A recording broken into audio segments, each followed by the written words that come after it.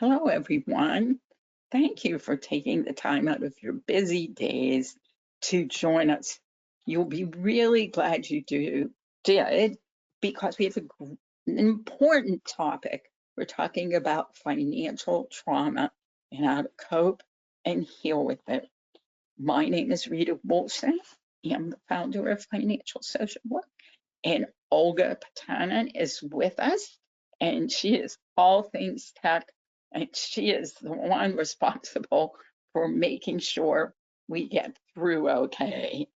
So, our very special guest speaker, Paul, will do some introduction of himself when I turn it over to him in a few minutes. He is one of our most popular speakers, and he has a few recordings on our website from past webinars he's done for us. Financial social, what it is, what it does, who needs it, when, and why.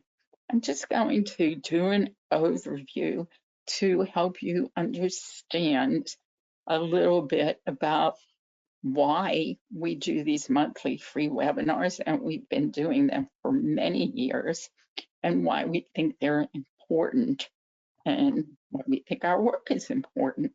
I love this graphic because in reality, our whole money story begins as children.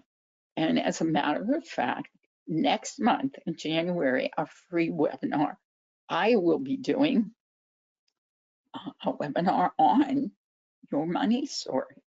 And it's a really important training. I hope you'll consider joining us for it.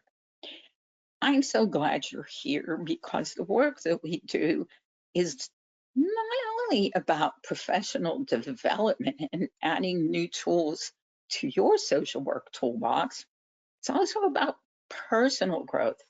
It's important to me and everyone at the Center for Financial Social Work that we know that those who do any trainings or certifications with us have the opportunity to grow personally, to improve your own financial futures, an important part of my work.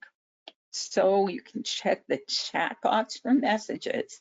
You need to know that the slides aren't shared, they are proprietary, but the recording does go up on the website, Facebook page, and YouTube channel within a day or so. So you do have the opportunity to go through it, slow it down, speed it up. You can type your questions into the question box and we'll answer as many as possible as time permits. We will go through these presentations first and then finish up with Q&A. And I do have a surprise announcement that no one here knows about, so that's going to be fun. So stay with us. And if you should have any technical issues, go ahead and in the chat box, you'll see where you can go if you need technical help. And that, of course, is our platform is GoToWebinar. I'd like to begin our trainings with our financial social work affirmation. It goes just for today. I will love myself enough to face my fears, practice self-acceptance, and embrace hope. Silence my inner critic, speak my truth, and make peace with myself and with my path. Just for today, I will give myself permission to eliminate toxic people, beliefs, and behaviors from my life. And just for today, I will prepare for a better tomorrow by healing my relationship with my money and with myself today. I really think that captures the essence of financial social work. No one chooses to have money problems. We all know that. And we also know and understand, unfortunately, that most people do. And that's the reason so many Americans need financial social work.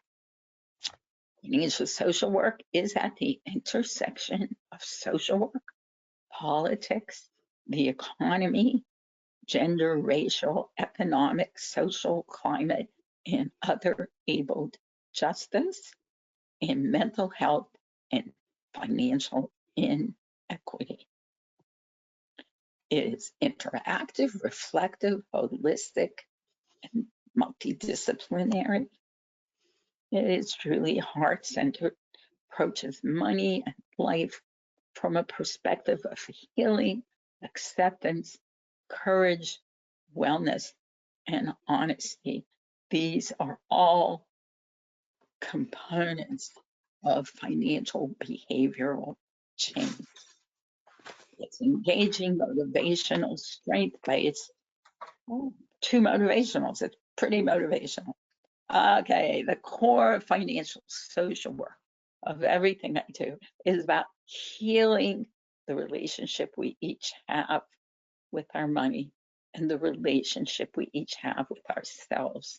So it focuses on self-discovery, self-care, and self-healing, and recognizing and taking ownership of your own financial health. So financial social work works across communities and across organizations.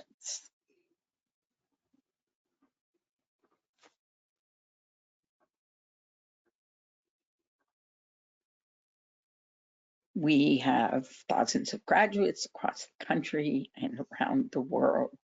Graduates in Iceland, Japan, China, Australia, England, Finland, Israel, Africa, Canada, and places beyond.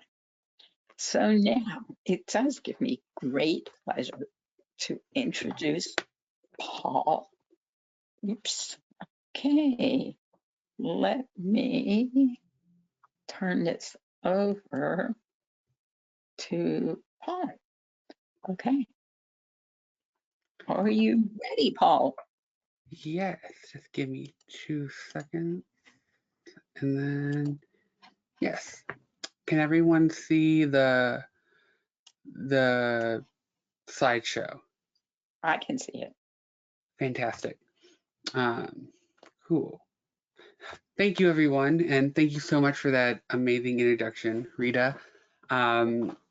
My name is Paul Wiswicki. I'm a social worker located in Michigan and a financial social work graduate. It brings me great pleasure to be here, and I'm super happy to be a graduate of the financial social work program. Like Rita said, it's more than just money management skills, and I'm hoping that I can live up to that great introduction. And just thank you for being such a great teacher, Rita. So without further ado, let's get into the content. So today we're going to be talking about coping and healing from financial trauma. Okay. So again, a big thank you to Rita, the center, and for all of you for being here and able to share this experience with us.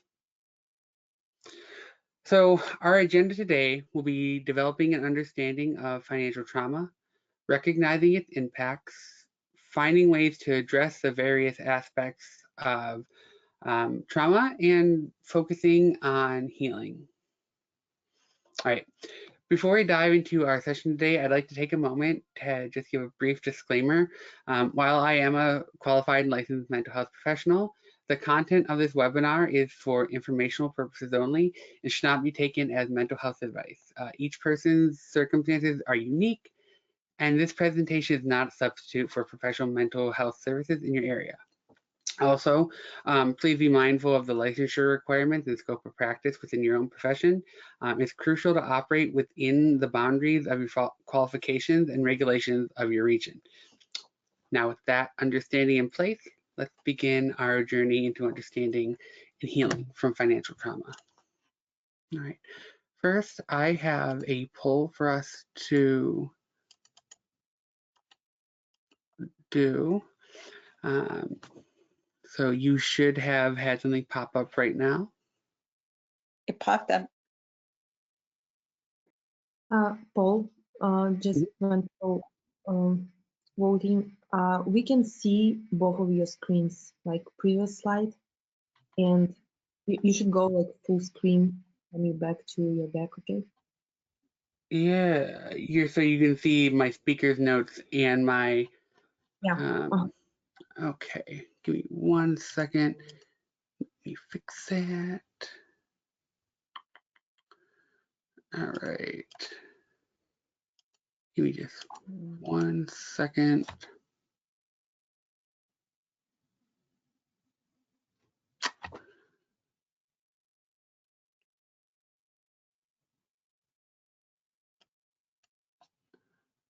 Um, it is not letting me do that. It says that it's only available for the presenter. You are the presenter, but look, Yeah. we'll just have to deal with it. Okay. That is Is so the weird. poll still open? Are people voting? Yep. Yeah, we have more people. Yep. All right. Fantastic. So, it looks like a overwhelming majority of you said D, all the above. Um, while none of these answers are particularly wrong, D is definitely the most comprehensive example. Each of these situations can evoke feelings of fear, helplessness, and stress that are characteristic of the financial trauma that we're going to be talking about. They represent the multifaceted nature of financial challenges that can disrupt our lives. Of course, this understanding is crucial as it underscores why financial trauma is more than just a monetary issue. It's a deep personal experience that affects our mental well being, our sense of security, and our daily lives. So, as we continue, let's keep in mind the real human experiences behind the term financial trauma and consider how we can support healing and resilience in the face of such challenges. All right, continuing on. So, um, as we begin our journey into understanding what financial trauma is, I think it's important to know what trauma is. So, according to the APA, trauma is any disturbing experience that results in significant fear, helplessness, dissociation, confusion, or other disrupting feelings. Um, and a lot of time we think of trauma, we think of a capital T trauma, things such as death, abuse, assault, things like this. Even some people might be familiar with post-traumatic stress disorder, which is chronic trauma responses to a specific stimulus or a set of stimuli. But in reality, trauma is mostly defined by the individual. So while car crashes, maybe combat in a war zone, near-death experiences, these things are universally traumatic. These are what we might call big T traumas, but there are things that we call small T traumas, which can be embarrassment, breakups, and maybe not getting a job. So trauma can manifest itself from various events, big or small, um, be it from personal loss, embarrassment, financial difficulties, violence, and so on. Um, Specifically, though, we're talking about financial trauma. Um, so it's not talked about as much as other traumas, but it's still incredibly important. Um, I invite you to imagine the fear that comes with not knowing how to pay your next bills, the helplessness when there's no safety net of savings, the dissociation you might feel from society when you can't afford the basic necessities, or the confusion in the face of complex financial systems and crises. These are not just disruptions, but oftentimes these are profound disturbances that can leave lasting scars on us. As we move forward, let's keep in mind that trauma is not just about the event itself, but about the emotional aftermath. how trauma can linger and impact our lives. And as we'll see, trauma doesn't just make certain things uncomfortable, it can change the whole narrative and understanding of our lives and ourselves. This understanding will be crucial as we explore the contours of financial trauma, its unique challenges, and the path to healing. So, some terms that I think we should also know: financial stress. It's important that we be able to differentiate these. While financial stress and economic anxiety are deeply intertwined, they are different. Financial stress is simply the tension we feel when our financial stability is shaken. It's the worry that keeps us up at night when bills are due, and the funds when the funds are low. It's a reaction to significant financial events that disrupt our sense of security. It's more than just job loss. It's encompassing a broader concern about sufficiency of money to cover our necessities. Um, and economic anxiety, this goes beyond just immediate stressors to reflect the broad range of concerns for the future, especially if it's chronic. It's unease we experience when our economic prospects seem dim, when a paycheck doesn't stretch as far as we need it to, or when the economy itself feels maybe a little bit unstable. As I said, both financial stress and economic anxiety are interconnected. Um, they're both warning signs and symptoms that signal a deeper issue with our relationship with money and our economic systems. Um, Unfortunately, they're everyday realities which can lead to larger, more profound experiences with trauma. So, what are some of the causes of financial trauma? Let's unpack some of the key catalysts that perpetuate financial trauma. This can be kind of like the earth shaking beneath your feet, but not due to a physical earthquake, but because of a seismic shift in your financial stability. This can be what happens when employment, which is often the only source of income for many people, is suddenly snatched away. Um, Unemployment isn't just about losing a job, it's about losing your way of life. Um, Inflation also is a major cause of financial stress, which can lead into financial trauma. It's the erosion of the value of money. What once was affordable, groceries, gas, now becomes a financial burden. Um, think of it as like a slow leak, like a bike tire, just for your finances, where the cost of living climbs higher, but your income can't keep up. If this interests you, as Rita said earlier, there's a webinar that I gave a couple months ago addressing chronic poverty, the high cost of being poor, which is on the Center's YouTube channel, and I highly recommend you check it out. Then there's also underemployment and low wages. These are situations where, sure, the employment is there, but it's just not enough. It's about people working tirelessly, but still unable to afford the basics. Often because the roles don't match with their skills, or unfortunately, the pay just isn't enough.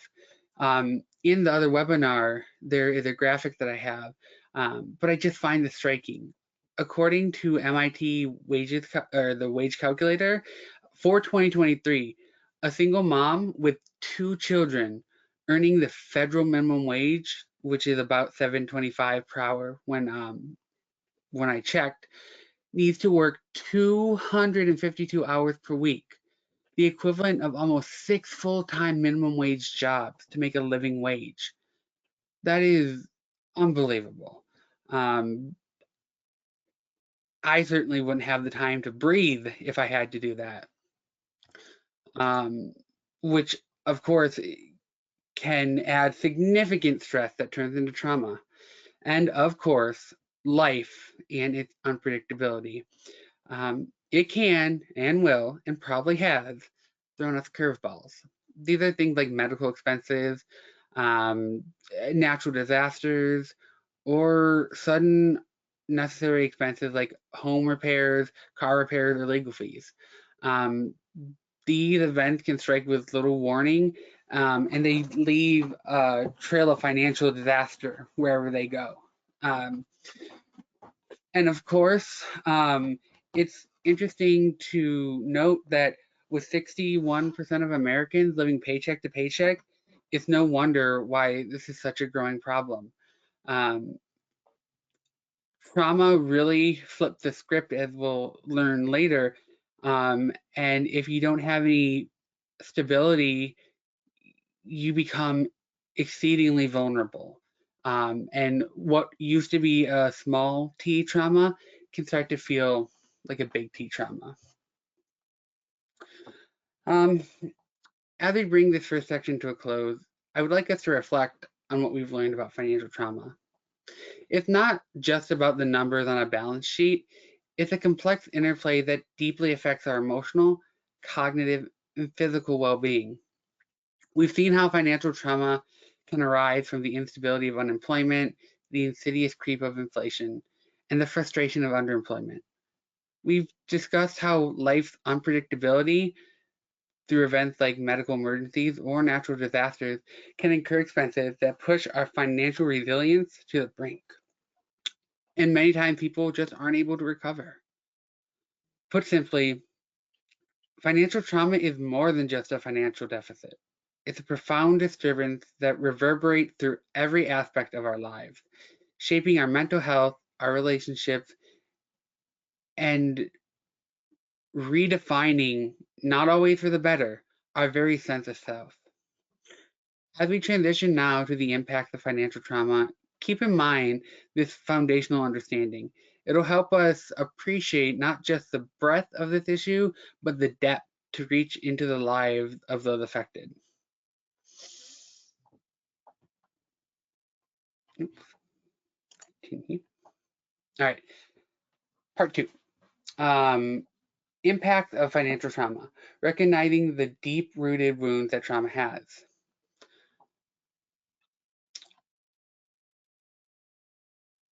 Alrighty. So to illustrate some of these points, I think it's important that we turn to some intersections of marginalization and financial trauma. So basically, this is where societal structures and personal finance collide, often to the detriment of those already facing a myriad of systematic barriers. A lot of times, what's very telling about our society is we moralize and think that people are mismanaging their money, but that is not always the case. For example, let's consider ethnic and racial minorities. Studies have shown that these groups often have less access to wealth building opportunities. Minorities often face higher rates of unemployment and are more likely to be offered higher interest rates on loans. For example, homeownership, which for the longest time in American society has been a key pathway to wealth in societies, it statistically lower among these populations, and not due to lack of aspiration or want, but because there are systemic barriers and obstacles, mostly in the terms of discriminatory practice that people face, and oftentimes aren't able to get ahead of or over.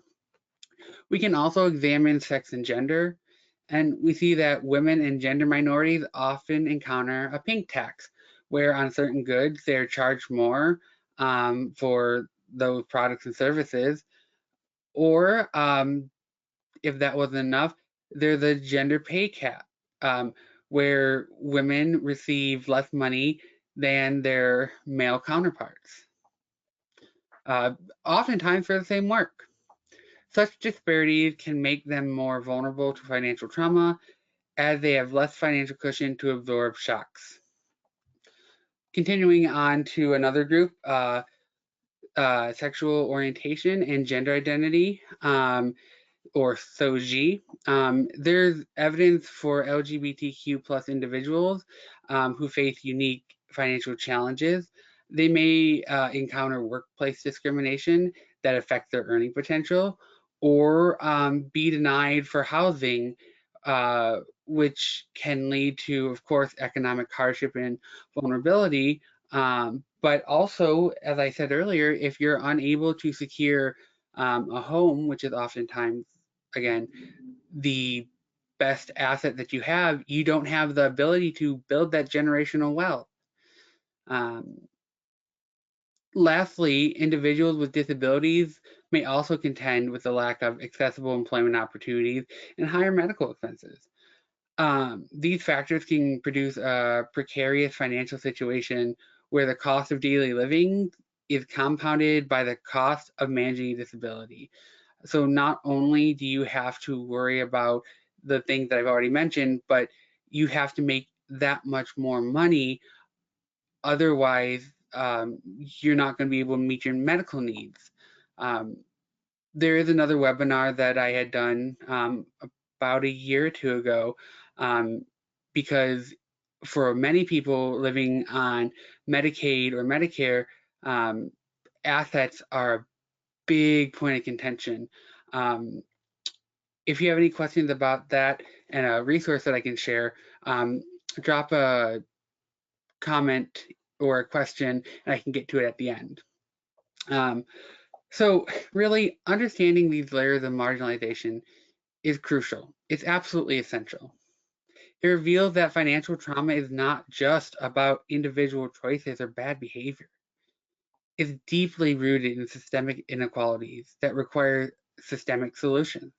As we continue our journey today, keep these intersecting challenges in mind, for they are really key to understanding the full spectrum of financial trauma. And while we've highlighted some of these here, there are other intersections that I haven't talked about. This can include age, immigration status, geographic location, and other facets of identity. Alrighty, so let us do another quick poll. So,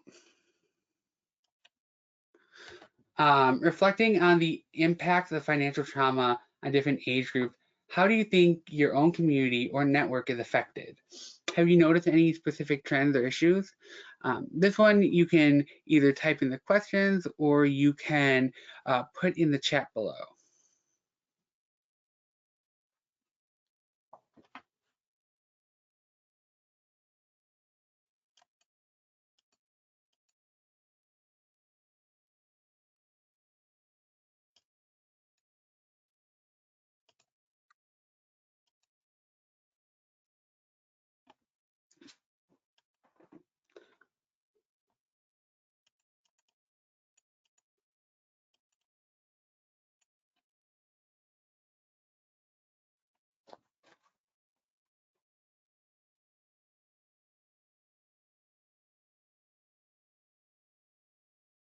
We have one reply: trending job losses. Mm-hmm. So I think it has forced many into survival mode, and most feel like they will sink or swim. Yes. Pandemic was financially traumatic in that it required us to completely change our world and how we were using money, threat of job loss, unemployment, financial abuse, rental costs, and home ownership. Okay. Yes, absolutely. A lot of things that people had taken for granted that haven't been questioned in many years, decades even, were absolutely just turned on their heads. Increase of anxiety and depression, generation poverty.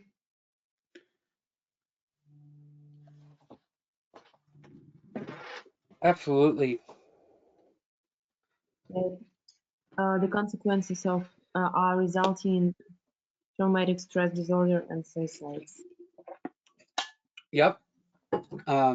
Those are oftentimes directly related to trauma. As we'll see as we start to do some of the addressing from a mental health perspective, chronic stress and some of these maladaptive behaviors can, if they're around long enough, start to affect who you think you are, your confidence, which can lead to severe depression or suicide if you're not able to cope with them. Absolutely. In, Go okay. ahead. Bye. In some ways, has drawn people together to offer more support, share resources. That is We an have, amazing. Oh, sorry. Go ahead. we have plenty reply. I can continue reading. Oh, Okay. Let's see. Let's continue to go. Although these have been amazing. We can close it. yeah, I will close the poll. Okay. Thank you. All right. So moving on. So let's take a moment to consider the dual nature of financial trauma's impacts. On one side, we have visible impacts, and these are signs of financial trauma that can be observed by others, right? They're the tangible manifestations like the depletion of a savings account, the selling of personal belongings, or the physical toll that stress can take on the body. Think of it like this. It's the eviction notice on the door, the for sale sign on the once treasured family car, or the dark circles under the eyes of someone who's been up all night worrying about bills. Both, but then there's this invisible side that we can't see. But just because it's out of sight does not mean that any of these are less real. There are invisible wounds, the invisible or the internal struggles that individuals face, which often go undetected by those around them, oftentimes by design. This is the anxiety that keeps a steady beat in your chest, the shame that casts a shadow over your self-esteem, or the silent retreat from social circles out of fear of stigma. Because obviously your job's not paying you enough, and that's somehow your fault. These are the wounds that can erode one's mental health and sense of self-worth over time. So again, when we consider the visible wounds of financial trauma, we are confronted with the stark realities that many face. These are the outward signs of an inner turmoil where, while more observable, are no less debilitating. So let's talk about physical health. Financial trauma can leave its mark on the body. It's the furrowed brows of constant worry, the gaunt faces of those who can't afford nutritious meals, and the untreated medical conditions because the cost of care is so prohibitively expensive. These are the physical ailments, often stress-reduced, that cannot be hidden from the world. We also see the shift in living conditions. This is families moving to smaller homes, new locks on doors, maybe because the new home isn't in that great of a neighborhood. It's the crowded rooms where families must live together now because they can't afford separate homes. In the most heartbreaking scenarios, it can also be the absence of a home altogether as individuals find themselves facing homelessness. They say that your home is supposed to be your biggest and best asset and a key part of generating that financial wealth through generations. And this is a big issue if you don't have something that can accumulate equity. Finally, physically speaking, we can consider career advancement, or perhaps better said, the lack of. Financial hardship can stall professional development, trapping individuals in a cycle of underemployment or job insecurity. Um, think about how many people you know who want to go back to school but can't afford it, or want to get a new certification but it is too draining. All this potential goes untapped. These are the promotions that never come and the professional courses that remain unenrolled in because there's simply not enough money to invest in your growth. And that's so sad that your cognitive ability isn't the thing that's stopping you, it's extra. So these are the visible signs, and they're powerful reminders of the very real consequences of financial instability. Again, they're not merely individual struggles, but a symptom of a much larger societal change that needs to happen.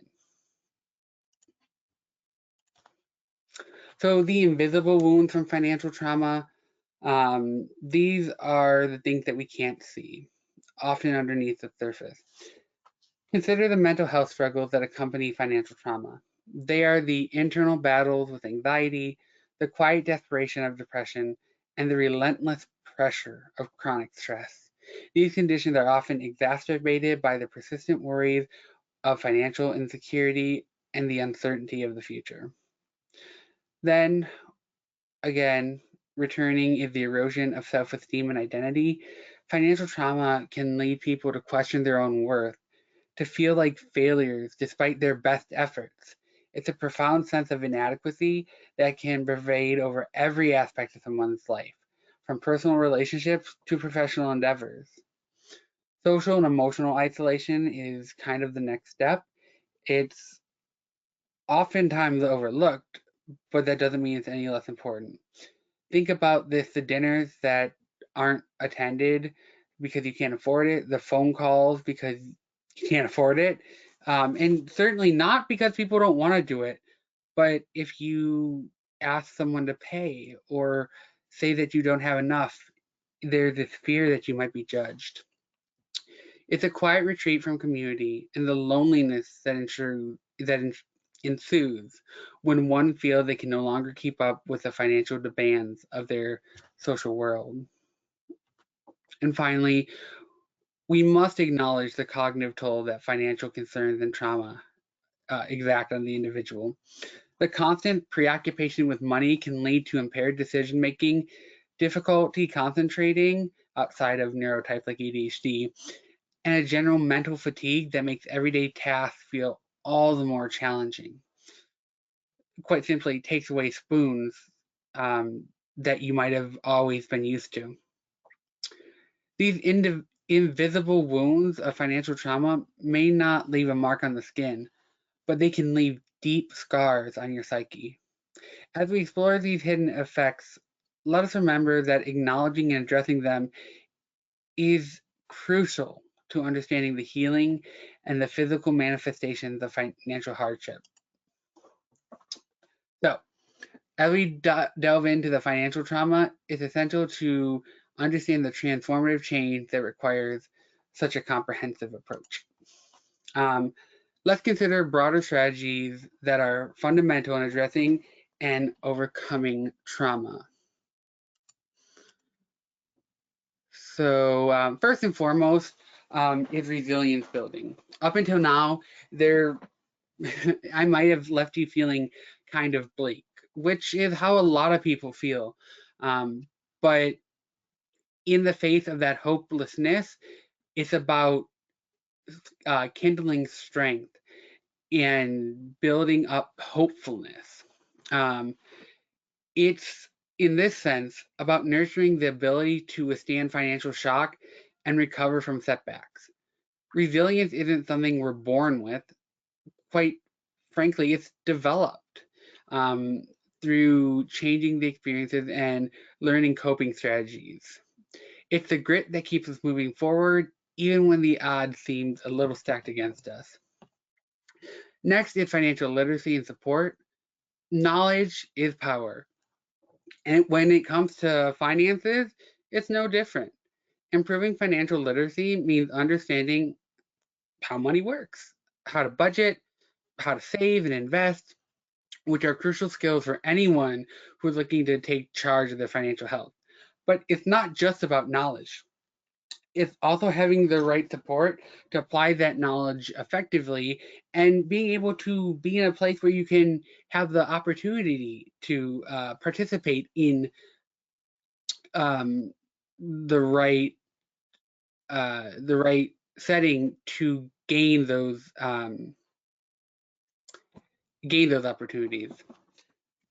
But another aspect when addressing financial trauma is community support and networking. These play a really important role as well. We're social beings, and the community we build can offer more than just friendship. They can be a source of advice, they can provide resources and emotional support. These networks can help us connect with the opportunities and provide the collective strength needed to navigate these financial challenges, as well as helping foster resilience.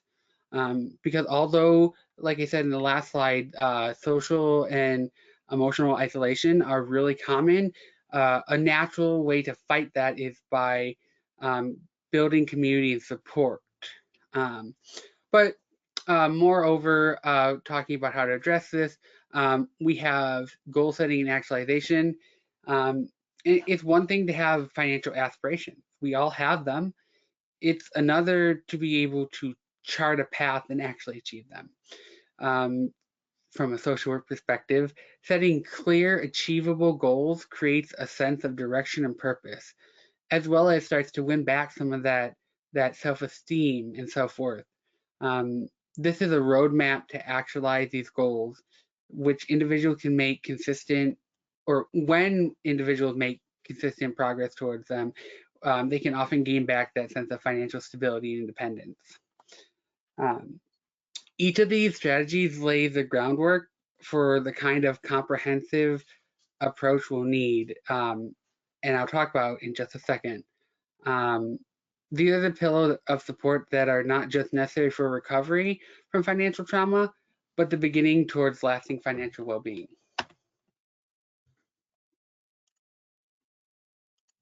Okay, so I have to say right now, Rita did not pay me or anything to put this slide in, but I think that this is so important because everything that I just told you is found in the financial social work curriculum.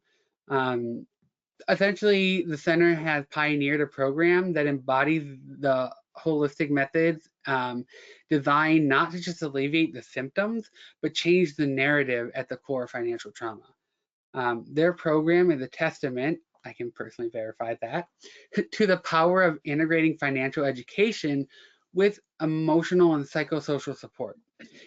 It's a recognition that financial well-being is intrinsically tied to overall well-being, and that healing from financial trauma involves both learning new financial behaviors and reshaping one's financial identity, especially also in terms of one's general mental health. We live in a capitalistic society, and there's no way to get out of money. So we can't just ignore finances and hope they'll get better. We have to actively work on it. The program doesn't just tell people how to manage their money, it empowers them to take control of their financial narrative, to build a sense of competency and autonomy. It's about creating a new story, one where individuals are the protagonists who overcome their financial challenges with knowledge, support, and renewed self-belief. As helpers in the helping professions, the comprehensive approach guides our efforts. While the center is focused primarily on social work, the certification can be adopted to many other professions as well, as an educator, a financial coach, regardless if you're a counselor, a social worker, coach, friend, or family member. We stand as allies to those facing financial trauma, and some of us might even experience it ourselves. But we'll be equipped with the tools and the understanding necessary to support their journey to financial and hopefully emotional restoration. No one can solve trauma alone, not even us mental health professionals. It really is an internal and external systems problem.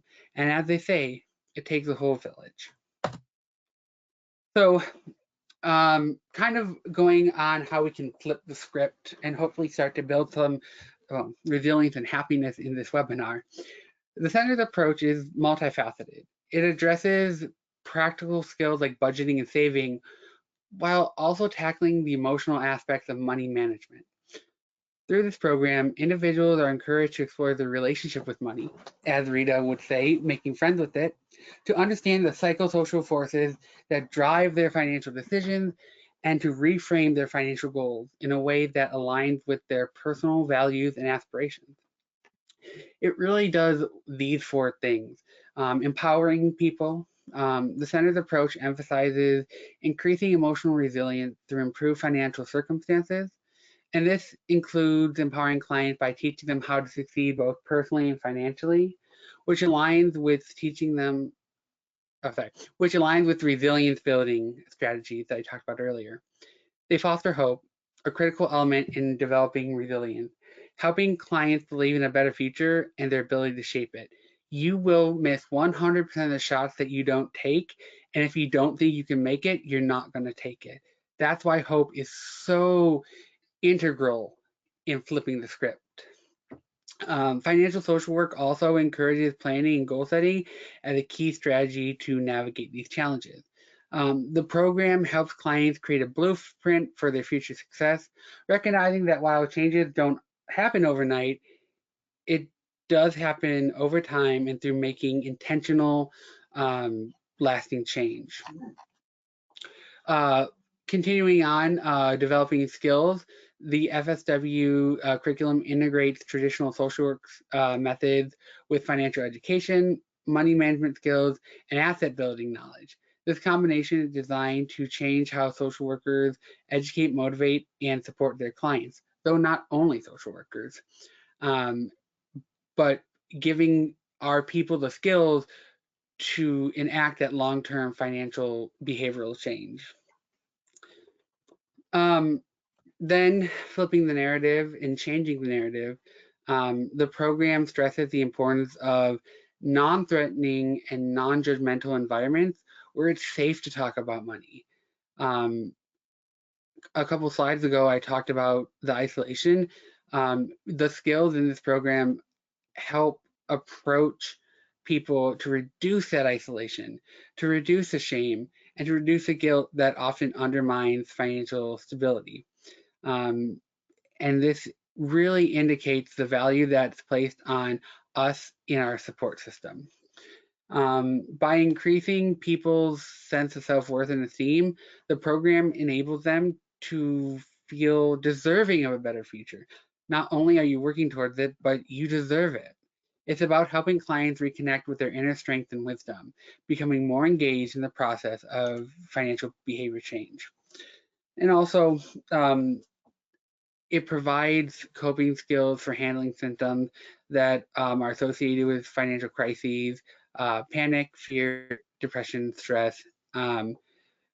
Meeting clients where they are and providing the tools they need to feel cared for, guided, and capable of healing in their lives are pivotal aspects to this program. This ensures that clients are supported in a way that respects their individual journey and needs. I want to be clear that while there is a lot of psychosocial elements to it, financial social work is not therapy. But when done well enough, it can feel like it. All right. So now, Paul, you have 5 more minutes. Oh, okay. So learning to heal. So let's skip ahead a little bit. Healing isn't easy. These 6 ways are perhaps the best in a nutshell that I can teach. So it's really about instilling safety, fostering connections, being able to validate and affirm someone's identity and their experiences, using empathy, but not sympathy, to connect with them, providing a non-judgmental environment where people feel comfortable for making that change, and unconditional positive regard. Healing from trauma, especially financial trauma, is not a linear process. It's multidimensional and it requires an ecosystem of support. As we instill safety, foster connections, validate experiences, and offer empathy, we can maintain a non-judgmental stance and provide unconditional positive regard. We are not only encouraging healing, but also the ability to empower individuals to move past their trauma towards a future filled with more hope and opportunity. Here, I'm going to leave this up here and talk about a little bit. Here are some activities that aren't necessarily therapy that you can use to foster safety, make connections, validate your clients, use empathy, how to be non-judgmental, and how to approach things with unconditional positive regard when maybe we don't even agree. Since we're running out of time, I recommend when this is up, if you need to reference it, go ahead and go to the Senate YouTube page and press pause. All right. So considering the strategies we've discussed for addressing the financial trauma, which do you feel to be the most effective, maybe in your own life or in supporting others, and why? And then Q&A for me. No, I'm gonna have to take it back, Paul. Okay. That was really wonderful. Thank you so much. Thank you for letting me be here. All right. All right. Let's see. Come on. Now, okay. So before Q&A, these are some things that I know about money, and I want all of you to know about money too. No one chooses to have money problems, but most people do. But no one, and this is the good news, no one can or needs to know everything about money, but everyone needs to know certain things about money. If we want to stop raising generation after generation of financially illiterate people, we need to teach our children about financial health and wellness. It's so important to me that all of our graduates and everyone on this call understand the connection between money and mental health. Paul emphasized it time and again, and it's just critical. And there exists too strong a relationship between finances and suicide that shouldn't and does not have to be a death sentence. Always choose life. When we talk about money, we are really talking about safety and security.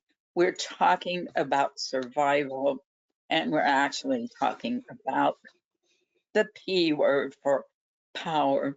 Those who have the money have the power. And that would be one way of flipping the script, as Paul described it. Everyone has a relationship with money and with self, and most need healed. Healing your relationship with yourself takes time, honesty, less self-criticism, and more self-love. Healing your relationship with your money begins with your thoughts, feelings, attitudes, values, and experiences with money. So I have a few more resources and a surprise announcement. We now have a wonderful client financial wellness magazine. It's a great way to educate and engage any clients on a monthly basis that you're doing financial education or literacy with. You can check all of that out on her website. Additionally, we now have our professional financial social work directory. For $99, you get a lifetime listing for yourself or your organization as a financial health and wellness client resource.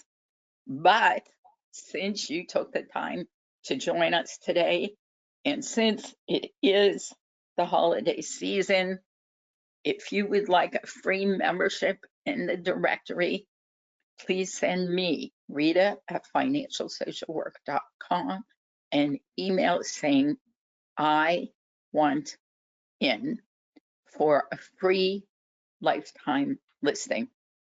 If you send me that email, Eric will send you the form to fill out your information, and we'll get you in the directory. And you can see that directory right on our website.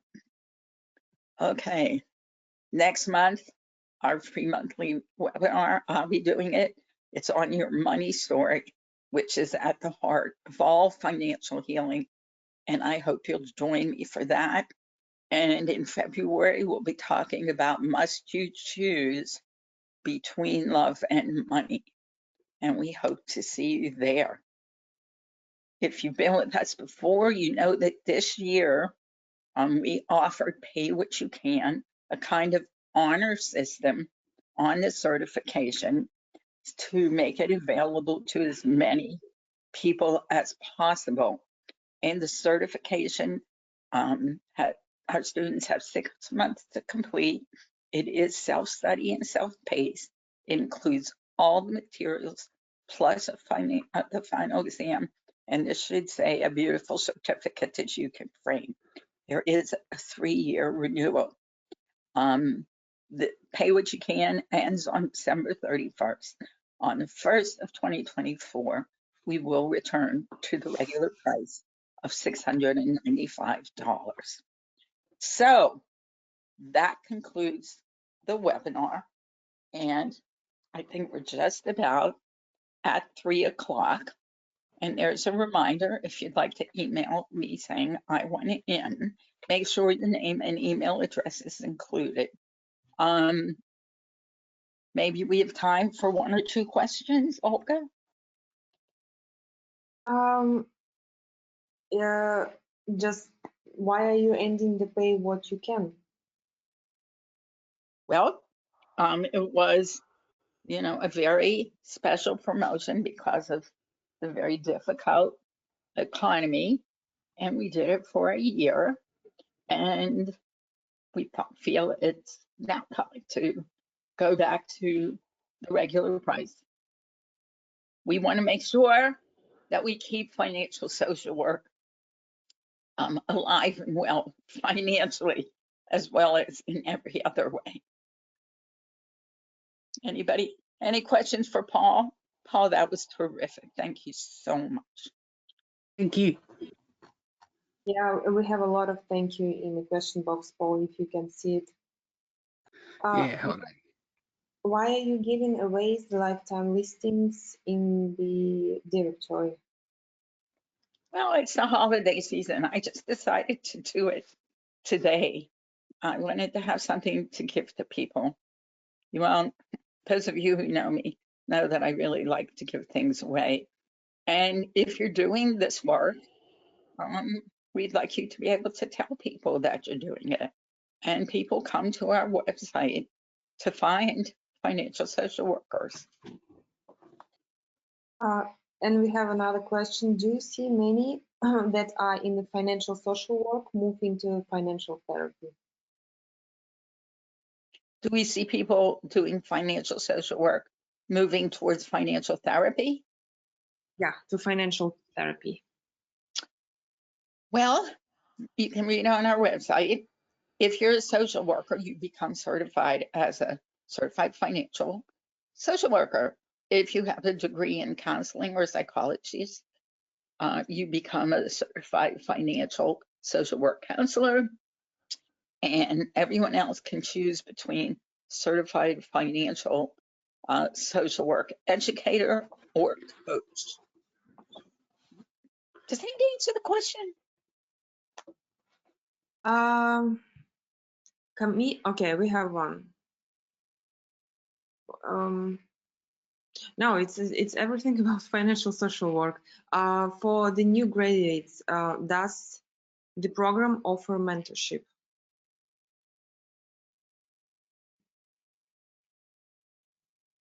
Huh? When I had graduated, there was a community of financial social work graduates along with Rita that we were able to get together and talk about things and how we can best deliver it. I'm not sure if that's going, but I do know that there have been opportunities in the past. Okay. Rita, Paul, what do we do if there aren't any FSW in our area? I think that's one of the main reasons why the directory is there. Because the really interesting thing here, because financial social work is not therapy, you can be certified to do it. I don't necessarily think you have to be licensed to do it.